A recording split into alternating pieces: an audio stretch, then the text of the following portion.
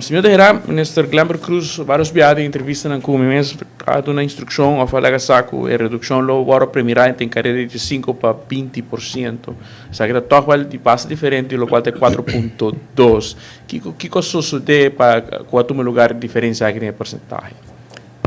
Bueno, mi serviço que me quer full processo agora explicado de profissional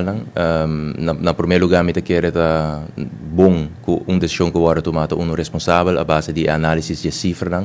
a maneira me mesa anunciar agora também essa que te promete redução tem diferentes projetos dentro pipeline se man passar por certo mas site fez também na web que mais uma apresentação de tudo diferentes projetos que lota beneficioso também para nos prosseguir reduzir em futuro cercano e preço para o que está a redução de tarifa. Então,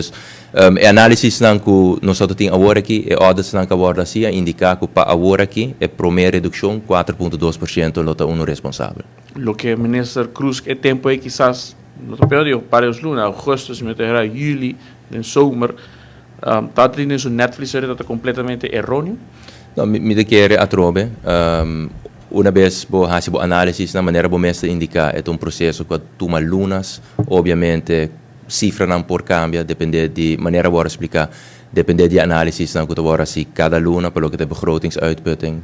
per kwartaal também, e aqui não lo porta em cambio, não. Me quer o que está importante para indicar, que a redução que toma lugar agora que é responsável, a ter conta que toda entidade a ter conta também que o audit externo que aborda assim, a ter conta que parte legislativo também para não estar seguro que a decisão aqui para agora tomar. E me quer dizer o qual é importante, me serviço a maneira de participa adiante do de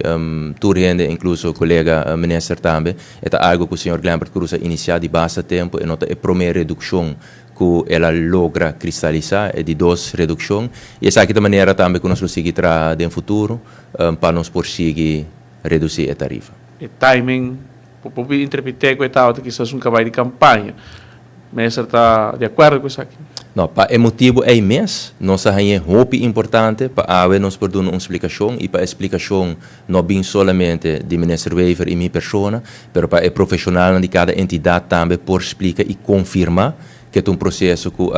inicia algum luna atrás acaba e a base de análise que aborda assim de cada entidade profissional a base de análise externo que aborda assim e redução agora que está responsável e me serviço também nós não me ser dúvida que a eleição eigenlijk está planeada para outro ano.